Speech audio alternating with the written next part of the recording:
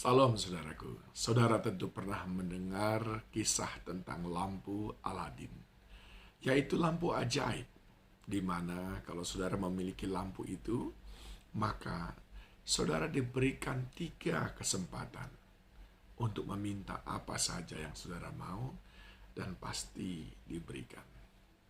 Nah, kalau sekiranya hari ini saudara punya lampu Aladin itu, dan saudara memiliki 1 kesempatan untuk meminta, maka apa kira-kira yang saudara minta?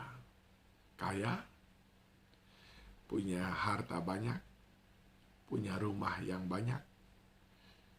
Tentu saja banyak hal yang sudah ada dalam pikiran saudara.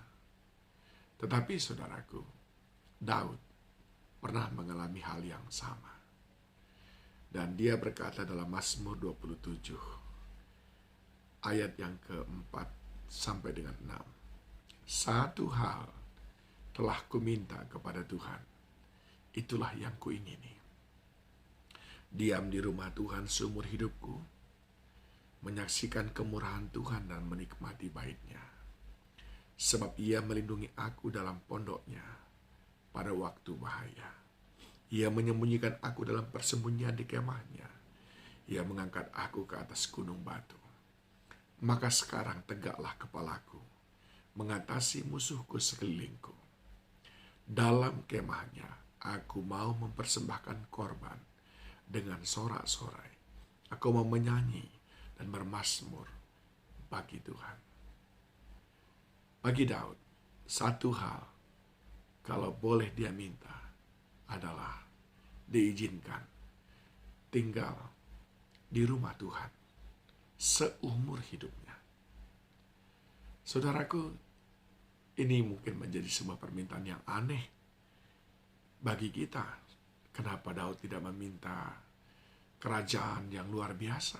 Kenapa Daud tidak meminta supaya Tuhan memusnahkan musuh-musuhnya? Kenapa Daud tidak meminta supaya anak-anaknya semuanya baik kepadanya? Saudara yang dikasihi Tuhan, Daud tahu apa yang terpenting dalam hidup ini. Saya beberapa kali mengatakan, kalau saudara memiliki segala sesuatu, tetapi tidak ada Yesus di dalamnya, maka sesungguhnya engkau tidak memiliki apa-apa. Demikian juga saudaraku, sekalipun engkau sedang dalam kekurangan, semuanya serba terbatas, tetapi engkau memiliki Yesus dalam hidupmu, sesungguhnya engkau sudah memiliki segalanya. Itulah yang dimengerti oleh Daud. Dan dia menjelaskan apa yang dia lakukan di kemah Allah, di tempat kediaman Allah, di hadirat Tuhan. Dia berkata, dalam kemahnya, ayat 6b, aku mau mempersembahkan korban dengan sorak-sorai, yaitu pujian penyembahan. Aku mau menyanyi dan bermazmur bagi Tuhan. Daud berkata, satu hal yang paling kuingini dalam hidup ini adalah ada di bait Tuhan, menaikkan pujian penyembahan kepadanya. Aku mau hidup ini adalah hidup yang menyembah Tuhan. Aku mau hidup ini sepenuhnya hidup yang memuliakan Tuhan. Mengapa Daud memilih itu, bukan yang lain? Jawabnya kita bisa melihat di dalam ayat yang ke-5.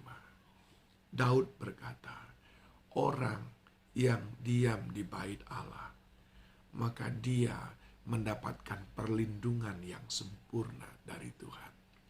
Ini yang pertama, saudaraku. Saudara tidak perlu meminta perlindungan dari Tuhan. Saudara masuk saja ke rumah Tuhan, maka saudara secara otomatis akan mendapatkan perlindungan. Saudara kalau sedang menghadapi ancaman di luar, nggak perlu saudara teriak-teriak. Kalau sudah lihat pintu terbuka, masuk saja ke dalam rumah itu dan di sana saudara aman.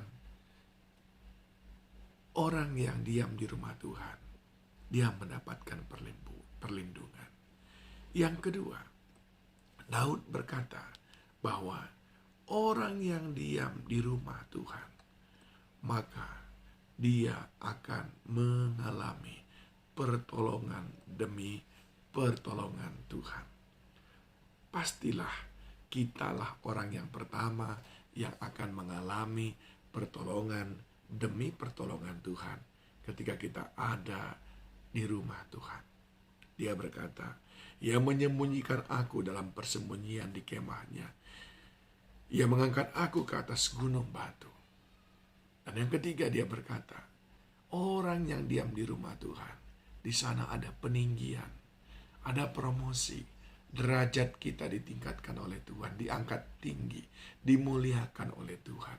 Kita yang bukan siapa-siapa, diangkat oleh Tuhan. Lihatlah bagaimana Tuhan mengangkat Daud, saudaraku. Dari potongan badannya sama sekali tidak ada potongan seorang raja. Dari umurnya sama sekali belum menunjukkan kedewasaan sebagai seorang pemimpin yang besar. Tetapi peninggian itu datang dari Tuhan, saudaraku.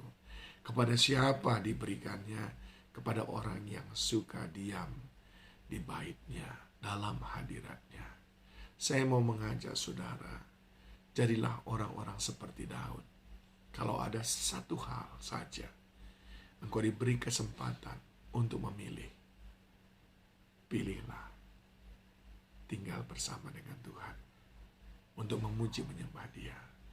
When you get Jesus, you have everything. Ketika saudara memiliki Yesus, sesungguhnya saudara memiliki segala-galanya. Tuhan Yesus memberkati saudara.